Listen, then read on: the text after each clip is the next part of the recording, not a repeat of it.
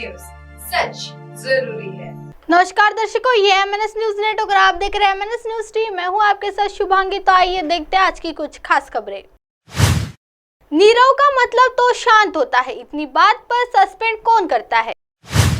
लोकसभा में कांग्रेस के नेता सदन अधीर रंजन चौधरी के सस्पेंशन का मामला राज्यसभा में भी उठा। राज्यसभा में नेता विपक्ष मल्लिकार्जुन खड़गे ने शुक्रवार को कहा कि नीरव मोदी का नाम लेने पर आपने हमारे नेता को सस्पेंड कर दिया।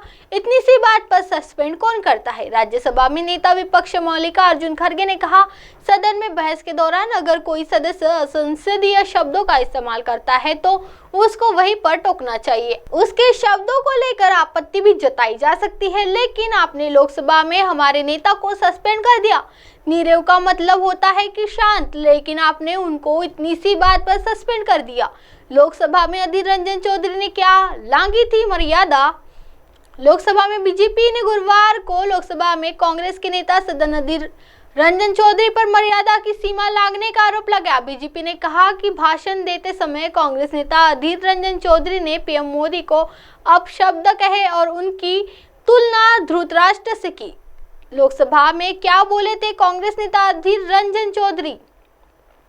लोकसभा में कांग्रेस नेता अधीर रंजन चौधरी गुरुवार को अविश्वास प्रस्ताव पर भाषण दे रहे थे। इस दौरान उन्होंने पीएम मोदी की तुलना धृतराष्ट्र और भगोड़े व्यापारी नीरव मोदी से की। उनके इस बयान के बाद सदन में बैठे बीजेपी नेताओं ने उनके खिलाफ नारेबाजी शुरू कर दी और उनसे माफी मांगने को कहने लगे। हालांकि चौधरी के बयान के विवादित हिस्से को लोकसभा की कार्रवाई के रिकॉर्ड से हटा दिया गया है।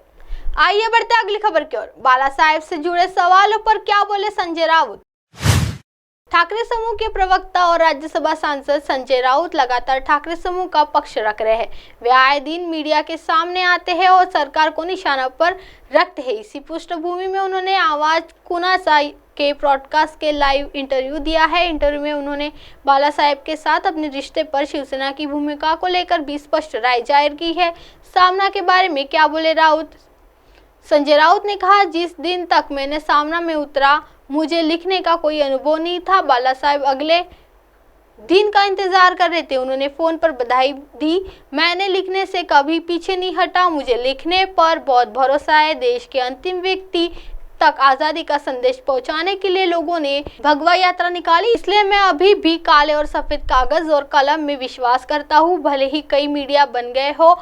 संजय राउत ने क्या कहा? संजय राउत ने कहा, मुझे सबसे ज्यादा सानिध्य बाला साहेब का मिला। बाला साहेब ने उनके बहुत सामान्य रिश्ते थे। बाला साहेब से चर्चा हुई। अक्सर वह सुबह सुबह हेडलाइन पढ़ते थे। राउत ने कहा, जब हम बैठे थे कुछ प्रमुख लोग आए और अपना परिचय दिया। एक नेता अपने सहयोगी और कार्यकर्ताओं की सराहना करता है। संजय राउत ने यह भी कहा कि वह अपने सहयोगियों को बनाते हैं।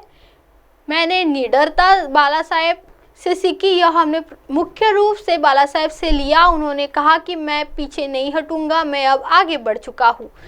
किसकी है शिवसेना? संजय राउत ने कहा कि आज जब बाला साहेब ने 50 वर्षों से अथक परिश्रम से यह प्रतिष्ठा अर्जित की है तो कुछ प्रश्न कम हो गए हैं, लेकिन संगठन वही है। शिवसेना बाला साहेब की है, यह अंत तक बाला साहेब ठाकरे का ही रहेगा। ये शिवसेना तो उद्धव ठाकरे की भी नहीं है। उद्धव ठाकरे की भी यही कहते हैं कि शिवसेना मेरी नहीं है, ये शिवसेना बाला साहेब की है। हम सब इसी धारा में है, हम बाला साहेब की सोच वाली धारा में है, हमारी आत्मा इसमें है। अब आप हमारे चैनल को आपके मोबाइल पर भी देख सकते हैं। मोबाइल ऐप पर देखने के लिए play store MNS news TV आज डाउनलोड करें। इंस्टालेट, ट्विटर, हाईकुक, फेसबुक और कई सोशल मीडिया के प्लेटफॉर्म पर हमारा चैनल उपलब्ध है। आप इसी यूट्यूब पर भी देख सकते हैं। आप हमारे चैनल को लाइव भी देख सकते हैं www.mnsnewstv.com पर। फिलहाल वक्त हो चला है दर्शकों ब्रेक का। ब्रेक से लौटने के बाद देखिएगा देश और दुनिया की तमाम बड़ी खबरें। बने रही एमएनएस न्यूज टीवी पर। नमस्कार।